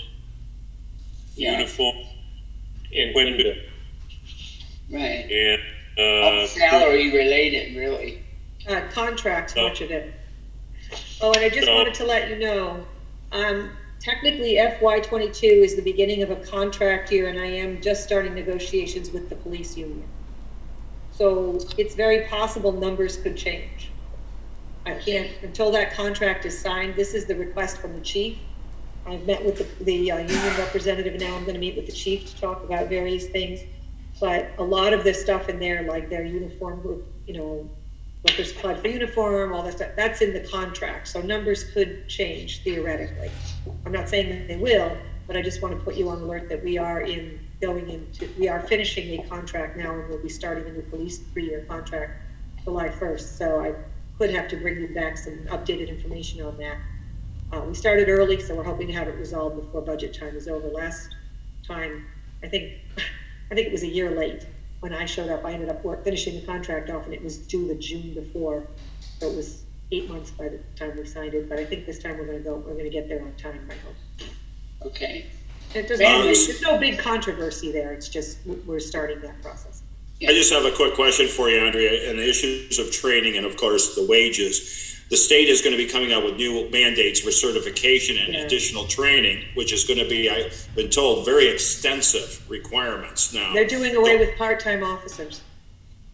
Yeah, because they want all to be academy certified. Yes. So those are going to be additional burdens placed on cities and towns that, as of now, there's going to be no compensation from the state, basically. Is that correct? As far as we know, we're all just now attending meetings and with various entities to discuss this. The bill was signed not so long ago, so nobody knows the ramifications. They're starting a new commission that everybody will, or an office that everyone will have to send all their police disciplinary files to, that all their police certifications, so it's going to be centralized at the state level. So the question, and they're going to start a training to at least take our part-timers to some kind of certification. We have no idea if that's going to cost the towns anything, how much it will cost per part-timer. There are no numbers attached to anything at this point. So we don't have any idea how much this is going to cost, or nobody does. There's a big fear that what a lot of people are going to do is eliminate most of their part-timers and hire another full-time. Doesn't solve all your problems, but you got to fill those additional shifts that you're filling with part-timers with somebody. And if you can't do it with part-timers, You have no choice but a full-timer. Yeah. And so there's no, as far as this applying to the towns, there's no limit on population or anything like that. This is across the board. Yes, and we don't know what that's all gonna look like yet. A lot of this was in reaction to, obviously, the events that happened last year with things, and I think everybody applauds the idea of some reform, and maybe even to extent some centralized way to follow bad police officers around who move from place to place if they have a bad record. But there's a lot in this bill that passed, and it passed quickly, and a lot of people are unsure. They're just sorting out the ramifications now. And the expense piece, I mean, some chiefs think this is going to be tremendously expensive. Others are not so sure. There's Now, just this no is way. State or federal? State. Okay, Massachusetts. yeah. So And I'm attending things, Rob's attending things. We're trying to learn as much as we can about what people think, but none of this has been created yet. They haven't created this agency. They haven't created this training program. We don't know how many hours it's supposed to be. Are we going to pay for this? Is the state picking up the tab for this training to move part-timers to a certification? Is it going to be part-timers who've got 10 years experience? Like, we have nothing yet. Yeah. We've had part-time academy and full-time academy, right? They're going to do away with the part-time academy. Yeah, it sounds like it. That's what has to be. Yeah. Okay, I guess what we're considering at this time is, are we willing to support putting in the 40,000 for the SRO? Well, especially if we're gonna get reimbursed for half of it, it's kind of like, it's just a different way of doing things. Well, I'm glad to see the SRO going back into Pioneer. I'm glad they agreed to that. Apparently he's already working and we've heard good things. Oh, good. All right. I do not have a problem with it. I don't have a problem with it either. Okay. Anybody have a problem with it? No. Sounds okay. Okay. It's not a net cost to the town, so no, I don't have a problem. Okay. It's just fitting it under your levy, but yes, you will get the money back ultimately. Yeah. All right, that's fine. Where do we go to next? Fire. And Water. And the fire department, the only increases were due to water. Water usage at the building and water for the hydrants. Evidently the rates have gone up. I didn't see any other increases. Anybody, any questions? Nope. Or anything? We'll take up the capital items later.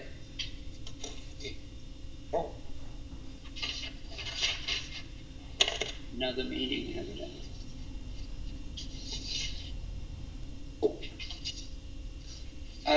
Highway department.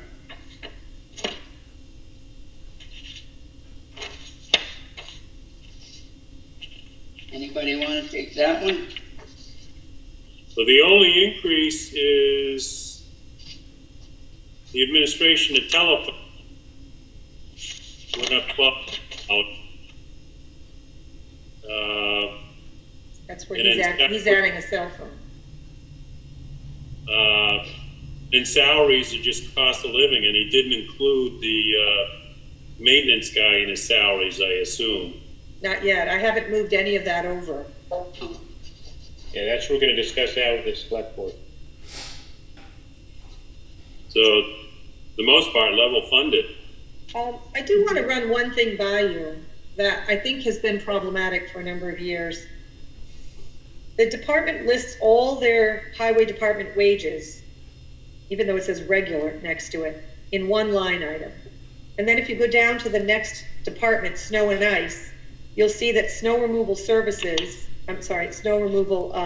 is not listed on the salary here, but they do track it. They break it out on, I don't know, do you guys have the full expense report?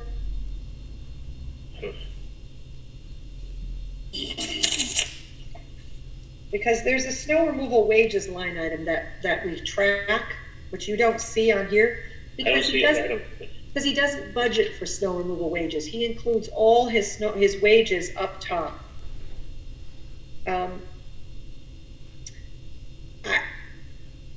No one's ever questioned it, nor has DOR, but it's very unusual that you wouldn't break out your snow removal wages and put an estimate in. because by law, one of the things you can overexpend is winter Snow roads. removal, yes. And he doesn't put in snow removal wages. So I think you're walking a tightrope here by putting all of those in regular wages, and then if he overexpends it, How do you prove he's it? allowed to just overexpend it, because there's no budget for winter roads wages. So are you really expending winter roads wages? Like, how do you know that? I don't know. Well, It would change the way this shows on my sheet, and with the general sheet should, I think, have a highway department, because the other one says REG, it says regular, but it's not regular. It's all the wages.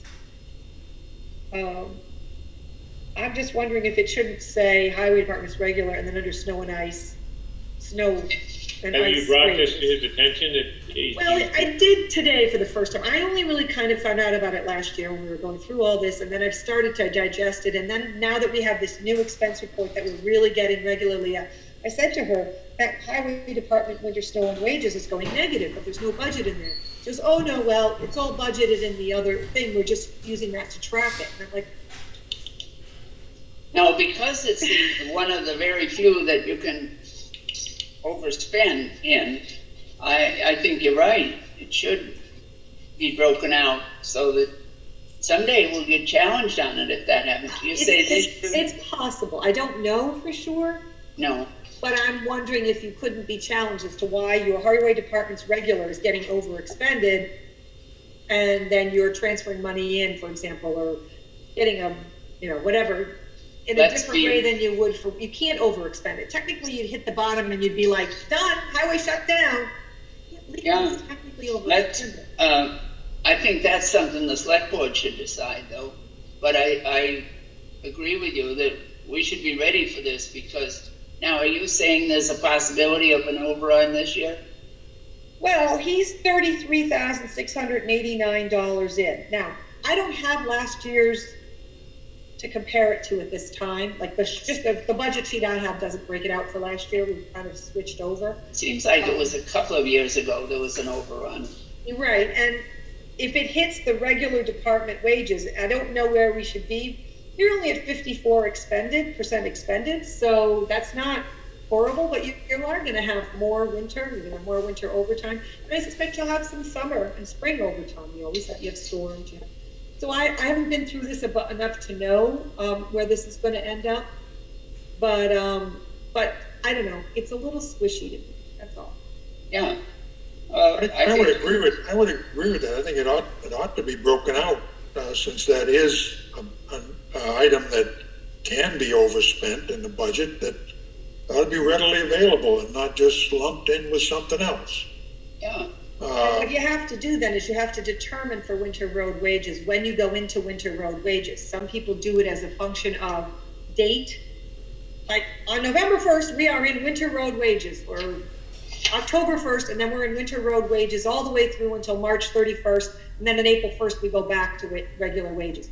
That allows you to compute what winter road wages are, because you can figure 40 hours a week for all of those people. And sometimes people then put a factor on it. They do, a small factor up, knowing there's going to be some overtime. And that allows you to say, okay, this is what our budget looks like between October and March with a little bit of overtime. And then that's our winter roads. We go into. There's other people who have different methodologies. Is this something that you could put together that would, we could fly this year? Or is this something we're going to have to think about?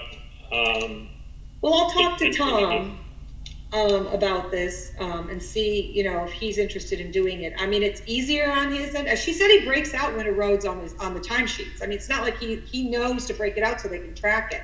We're just not budgeting it separately, and I'm just questioning. It just seems better because it protects better as far as doing that, so that basically if you can overspend and it allows you to overspend. And if it's relatable to your, and if you don't overexpend winter, or if you expend over winter roads and you don't overexpend your other one, then you just transfer your other wages into winter roads with one of those transferred ones at the end of the year. But there's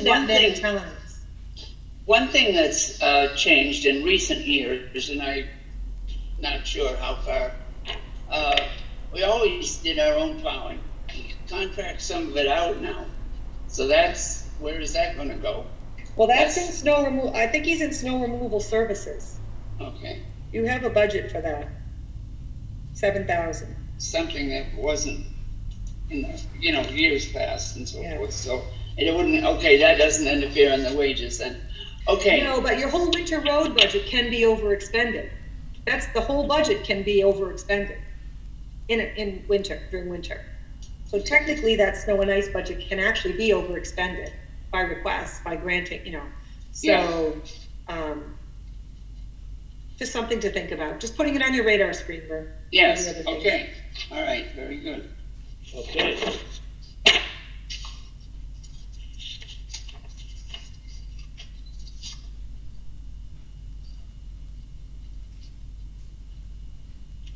Board of Health, there's a correction on that, Andrea, that I don't know if you picked up for this, the latest one or not, but there was a $400 increase in what?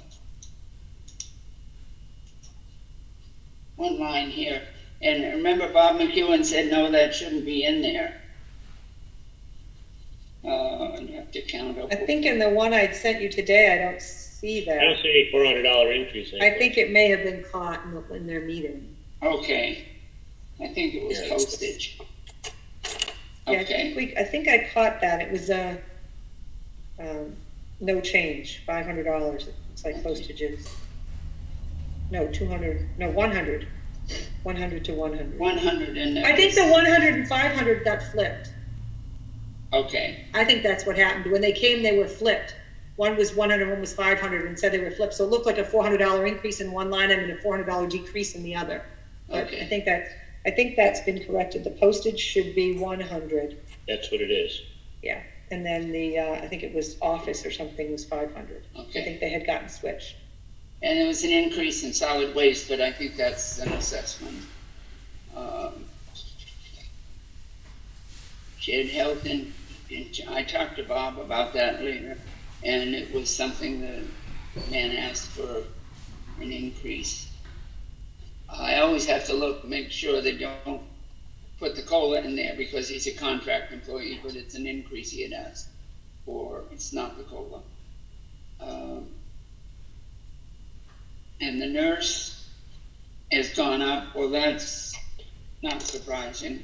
I think that's our assessment, isn't it, from the COG on the nurse? Yeah, I don't know why he went up 1770. It must be. He has the assessment sheet. He didn't share the assessment sheet with me. I want to get that from them. Okay. I used to see the whole assessment sheet. So any questions or concerns about those increases? No? No, I'll find out what they're proposing. Usually if they're going to do an increase for something like that with the nurse, they usually give you a reason. Like they'll tell you what it is that's Of driving course, we that. just joined, so maybe it's kind of lovely. This is the first year we've been in it. And it's actually kind of the first year we funded it because we actually got half of the money. So you'll see we only paid $7,400 because we actually got $7,400 on the grant. Yeah. So. Council on Aging, we need to talk about. They have some increases here.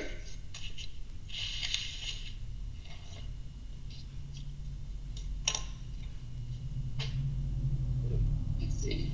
Other supplies is the one that went up the highest. Yeah, some things they were putting in under supplies, and then it's other charges and so forth. Let's see. So,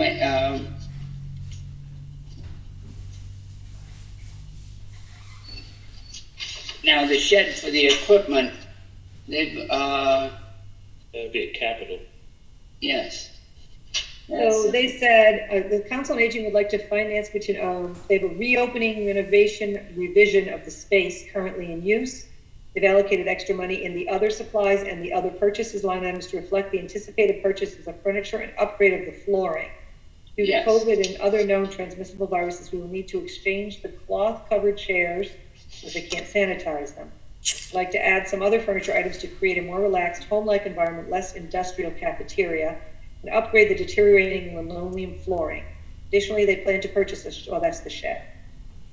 That's a different thing. Yeah, this was the narrative, you're going to the narrative that they submitted. On to December their budget, 31st, yeah. You know, so, you know, it's all right, it's under other supplies and so forth, other purchases. But you're right, it's furniture they want. So, and any concerns about that? No, No, No. No concerns. Okay, I don't blame them for wanting some changes in it. Okay, and then of course the stove is the capital item and the shed. All right, that's it for that on now.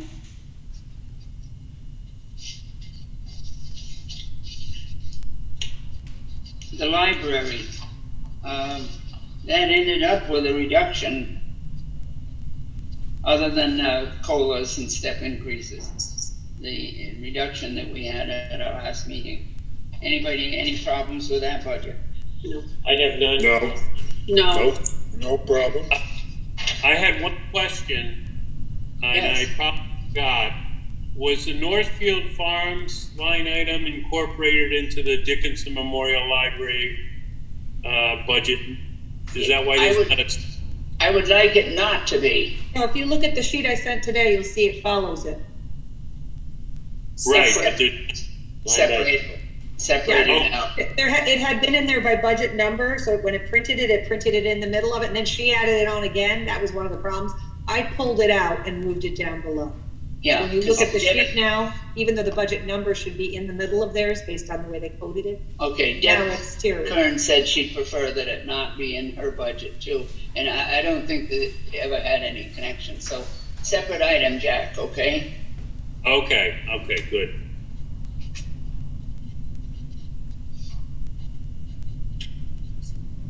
And the rec commission, there was one thing increased and the same amount decreased. Let's see, they increased the maintenance of the athletic field and decreased the supplies. So it's a wash. No problems with that? None whatsoever. Okay. Just to Now, let you know, we did have a question. Okay, Maybe, what's his name? Dan can probably help me. What's the gentleman who's on the committee who comes in to discuss? Recreation? Yes. You used to have, as you'll see there, you had a community park committee. yes. Who am I thinking of? Dan, who comes in sometimes, and he's on the park committee now, but he's on the rec committee now, but he was also on the park committee. And he came in at one point. Joe Stacy? Yes, correct. Oh.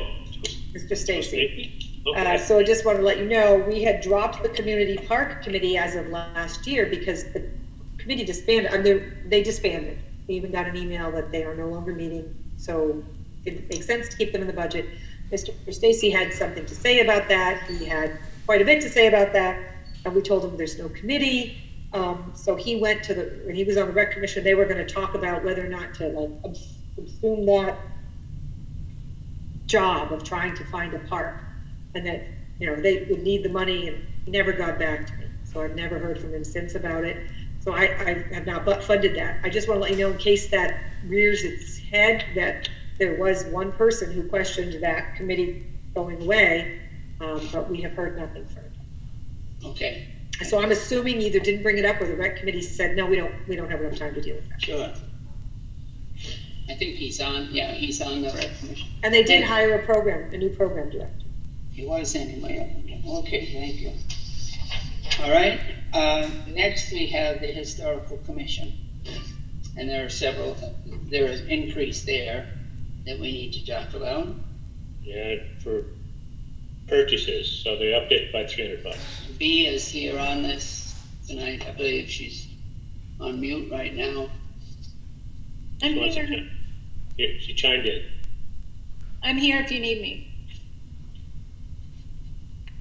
Okay, well, they want to reproduce some parts of Northfield history book for the members. And to my knowledge, we've never provided supplies or books or things like that to any committee members, that sort of thing. Is this an ongoing expense as you change membership on a committee? We'd have to think about that. It's a bit unusual as far as I'm concerned to do something like this. You want me to respond? I don't want to. Sure. Well, yeah, what book are you talking about? What history? There are several. Some are good and some are not so good. Mostly we were starting with the history of Northfield. We had talked about Temple and Sheldon. And That's the best one there is. Yeah. And that's the one that most professionals and scholars use, as well as just avid, amateur historians, and the general public. I mean, it's, as you know, Lois, it's a highly readable book. So the request was for using what's called online publishing. So that book is on Google Books, and you can send in a request to get it published. It's not a big, thick, fancy book. It's like going to Staples, only it's cheaper. So when I provided the quote, I had looked at what it cost to go and copy things at Staples versus doing online publishing, and online publishing was many dollars cheaper. So that's where that came from. And to your point about quote unquote turnover, I clarified, I just sent you an email because I was looking at the questions that you had asked about a month ago. And turnover, we have 4 members out of the 7 who've been on there now for 2 or 3 3-year terms. So the turnover really came because Carol retired, and I moved from the alternate slot, which is what we use for the newbie. So I was the newbie at like a year and a half, 2 years, and then I moved to replace Carol's. That's what happened there. There's not a lot of turnover. And what I also put in the email was, I forgot to tell you, we have a cabinet at the town hall with a locked key. So that's where we put things that belong to the historical commission, because I think there was a concern about where if we bought something, where it would go, and that's where it would go. Now, Temple and Sheldon book is yay thick. Correct. How much of that are you talking about copying for the members? If I do one book, it's about, including shipping, it's about, what did I put in my, now I'm trying to remember what I put in my request. It's about $30, including shipping. Yeah. So you end up publishing the whole thing, but you don't do it in, we're not talking about buying the original book, which is, those run like $75 to $80, and they're... Oh yes, it's short supply. And they're short supply. Yeah. So, now the library must have one, at least one. Yes, I've checked it out, but we have to be really careful with it because it has the thinner pages. Yes. Yeah.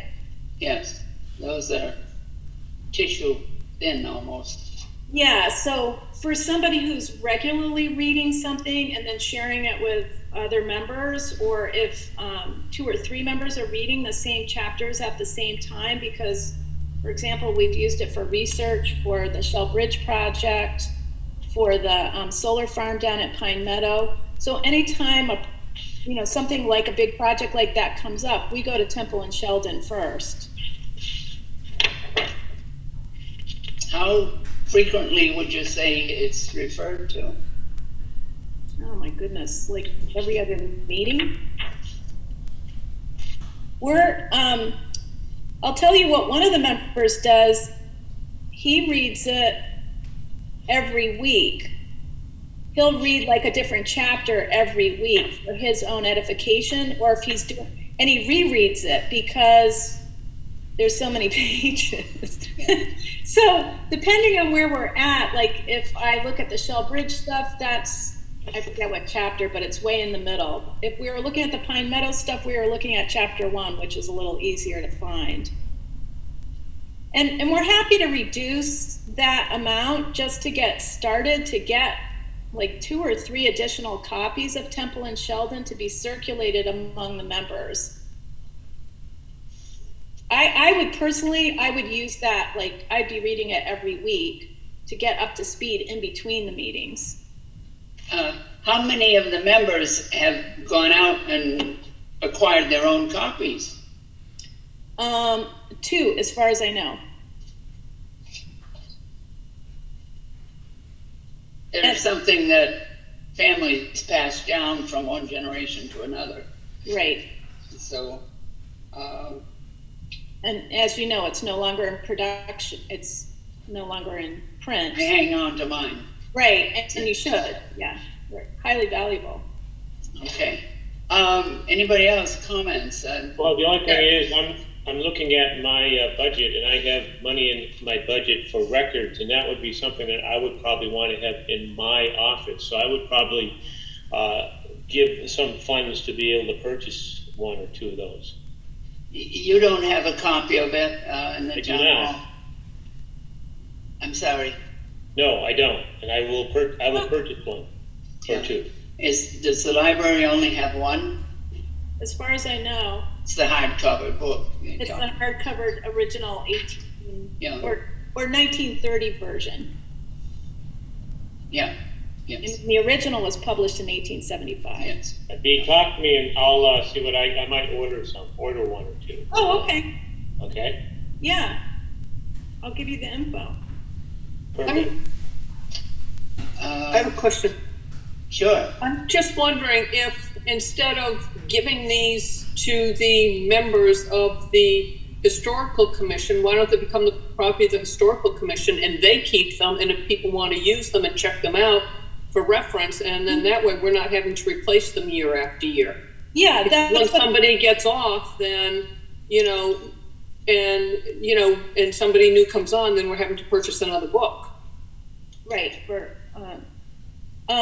What I was saying was, that's why I was mentioning the cabinet in the town hall. It would go when if the member rolls off, which we haven't had a lot of turnover. Just to be clear, the select board appointments in the last few months have been reappointments. Yeah. So most of the people have been on there since like 2000. It's like their second or third 3-year term. But what I failed to mention the last time was we actually have a locked cabinet in the town hall, so it can go in there, or I can also work with Dan and put them, more accessible in the town clerk's office, if that makes sense. Just out of curiosity, where is the Historical Commission cabinet located in the town? It's up outside of the select board meeting room. Yeah. Near the elevator. Yes, I know what you mean. Yeah, key. All right. Anybody else comment? I might be,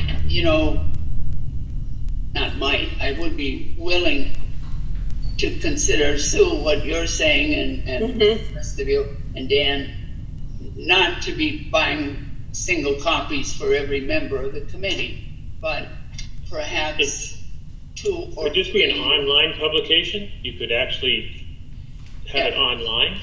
Can they read it online? You can read it online. The goal is, you can definitely read it online. You can search online.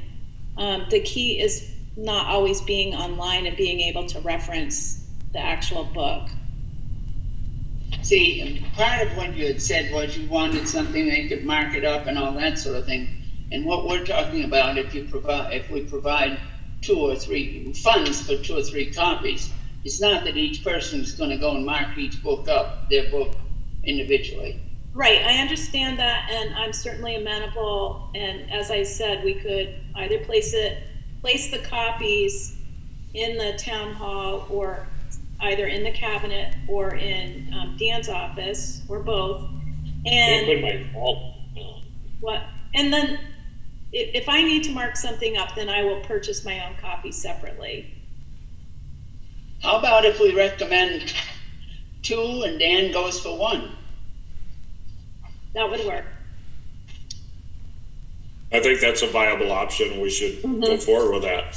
Let's start there. Okay, so I will definitely take one or buy one. Okay.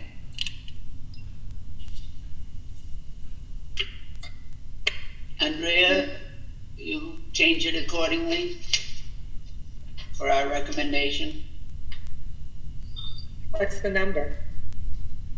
2 copies, a total of, wait a minute, 2 I'll copies. take it out of my budget, so you don't have to worry about that. He's Well, taking not all. 1 out of his budget, and we'll recommend purchasing 2. So, But I can, well, we can get into the details later. yeah. Purchasing. Again, how does that affect her budget though? Are we increasing her budget so she can take it out of the budget? No, what you're doing is, rather than the additional 300, what you're saying is, did you say 2 or 3 copies? 2. So, okay, so it would go from 300 to 60. Okay, now you've still got a couple of items to talk about here before you finalize the All figure. right. Yeah, the usual, yeah. Okay. Festival, talking about a festival. So you're taking, I'm just to get this straight. Yeah, The requested amount, that's an increase, is 300. correct. So I'm taking down the 800 to what? You're taking down, 560. 560? Yes. Thank you. No, that gives her only $60 new. Hold, because we're gonna talk about, 550 total. no, just to clarify, so I'm not looking at what you're looking at, I submitted a request for $1,300 total, and the 300 was for the books, and what we're Right. saying is 300, we're saying $60 instead of 300, so it would be 1,060 total. So I'm removing 240. We're leaving, yes, but I have to Yes. take out either the historical commission purchases or the maintain historic markers. So I'm looking at the historical commission purchases, which is the budget that went up 300. Yes, So- take it out of that one. So instead of 800, what's that number? 560. 560. Yeah, thank you. That's what you said, So you're only adding $60 to her budget. correct. so that increase, yeah, $60 increase. Okay, We because go she with said that. one copy of the book is $70 to $100, so that won't even buy one copy. That's She the said it was original- 30. It's 30, Oh, okay. the original, for comparison, the original Okay. book online, if you buy the Okay. 1855 or 1930. All right, I get it now. I'm sorry, I was just That's okay. confused. So I'll put that at 560 for that If you- one line item. If you can Okay. even, okay. All right. And the markers, that's a standard thing, Yeah, have in there. yeah. All right. Nothing more on the festivals, that's, okay. All right, any further questions on that budget? Okay, Thank you. okay, thanks. Are we done? Oh, and Lois, just FYI, I sent you the email on the cemetery question that came up. You asked about Captain Beers and the town cemeteries, and I sent you an email with those answers too. I just sent it tonight. Tonight you send it? Yep. Okay. Yeah. All right. They're not related to the budget. It was just a side discussion that the committee. Yes, we wondered whether the South Mountain Cemetery was town-owned. Yep. Yes. Beth confirmed all that, and I sent you the info. Okay, sure, Yeah. thank you, thanks. Thank you. Okay, ZBA finally was level funded, Andrea. Yes. Well, one thing Well, they won't be level funded. They'll be slightly up because they have a COLA, but yes, yeah. That's one thing I like to look at. When we say level funded, I don't just say, okay, fine. I look back to see if there was a jump last year for a special reason, and then it's carried on when the special reason may have disappeared. So, but I haven't found that to be the case. But now ZBA wages is in here for part-time wages at $2,700. 2204 will go to 2242 for $37.79 increase. So they have their own secretary, and we got into this business about printer and so forth one other time, but we won't go into that now. I hope it's clear that we're not paying for her internet this year. I made that pretty clear that last year was the last year, so I will remind them of that. Okay. So in theory, that's less money we're spending, but I don't know exactly how much we're talking. You will clarify that with them? I'm going to send her an email and say, I got your, I did tell them I received it, and I'm going to say, Okay, thank you. I questioned it, but it was already, well, she's counting on it for this year. And so I said, well, then this year she gets it, but next year we're not paying for someone's home internet. Okay, very good, thank you. Okay.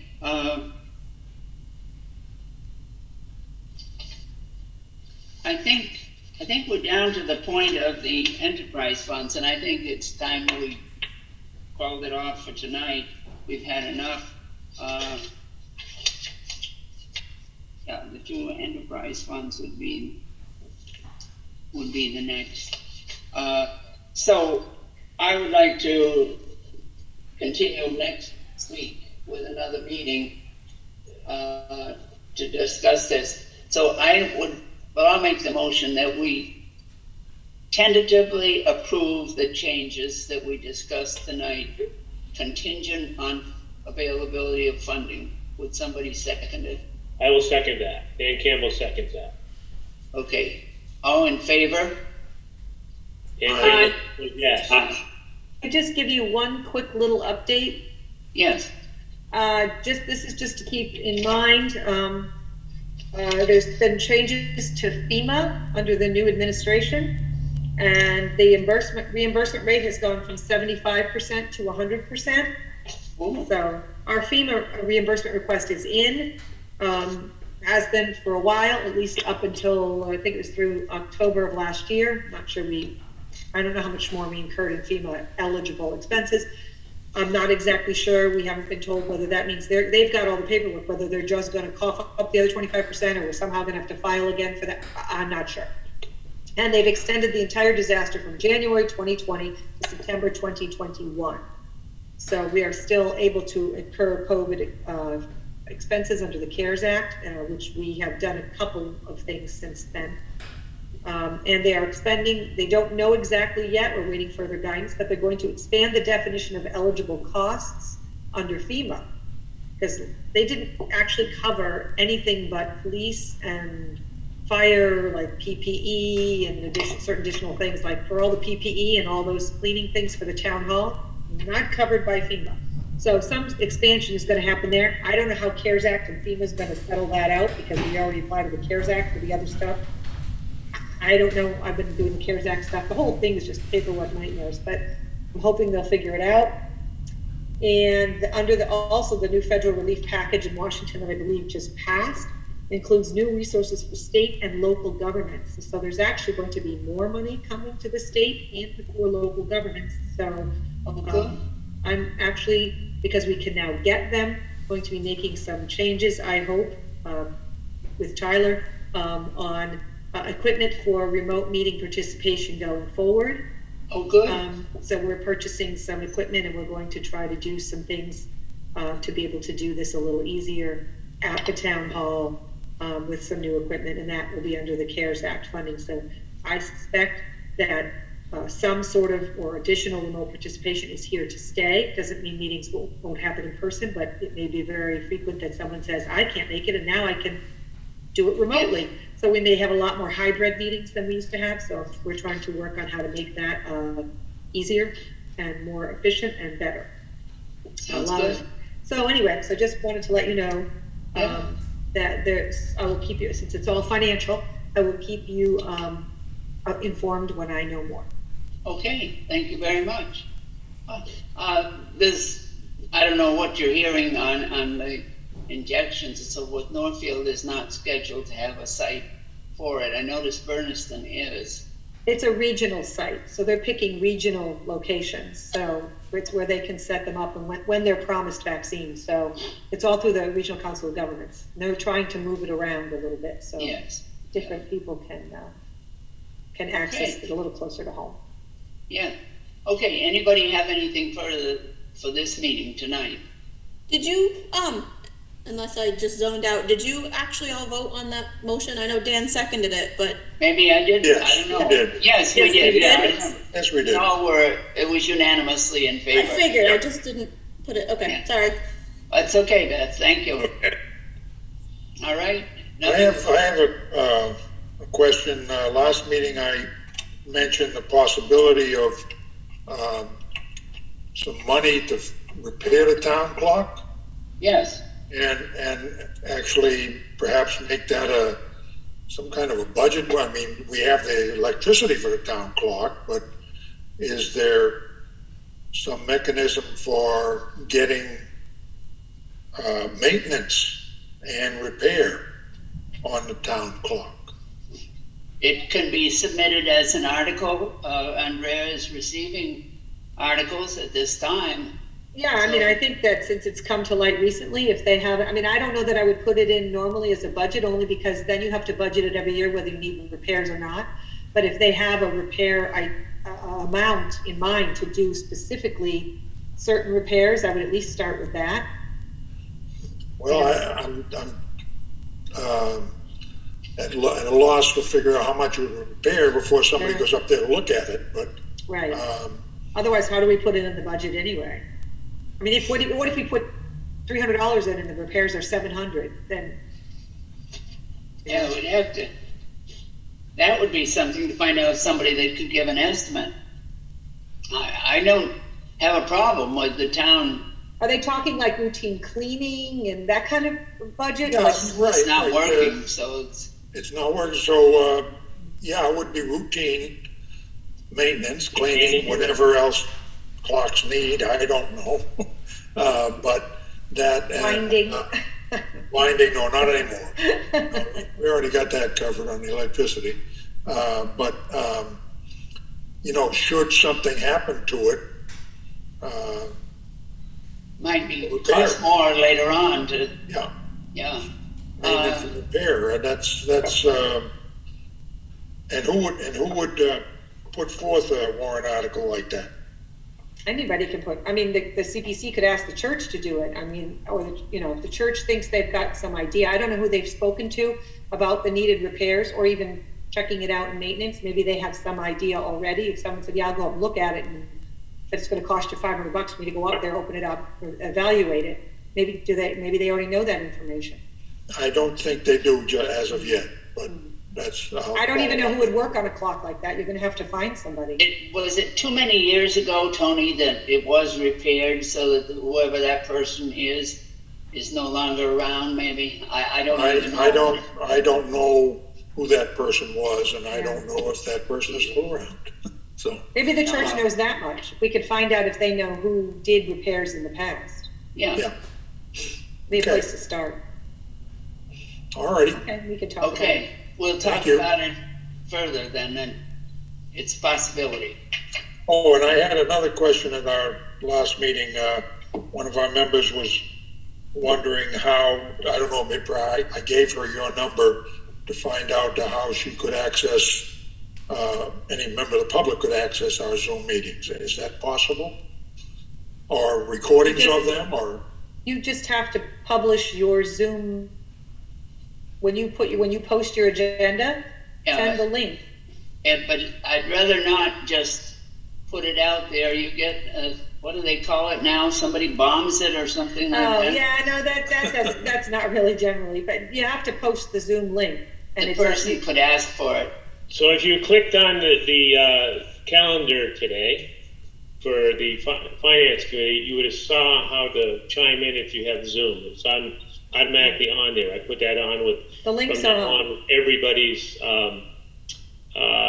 minutes or anybody's agenda rather. When they send the agenda, send the hyperlink. Don't just send a typed link. Send the hyperlink, which is what you guys get in your email that's like underlined in blue, so you can click on it and just go in.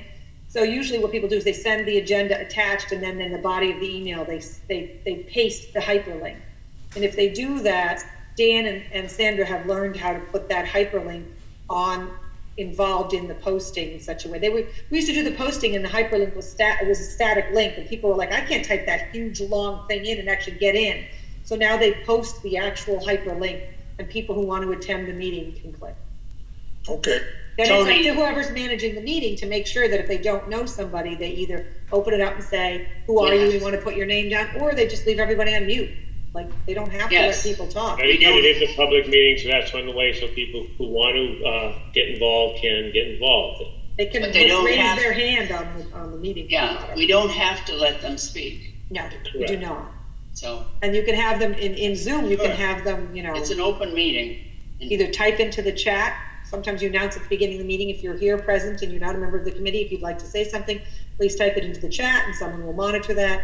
Some of the meetings have a raise your hand function if you enable it, so the person can raise their hand on the actual, it comes up as a, they don't have to do it in their picture, they can actually do it. And then the third way is they can just raise their hand in the picture and someone can go, oh, we're not taking comments, or yes. Okay. Okay. Answer that question. Yeah, you can type your link. You can get your link online. And it's on the town website with the agenda? Yeah, once you click on it, you'll see the how you can get in. Yeah, Okay. if you go on the town website now and look at the finance committee, you'll see there's a hyperlink. Great.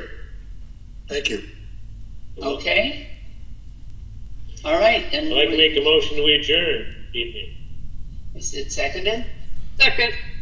Motion made and seconded that we adjourn. Anybody object?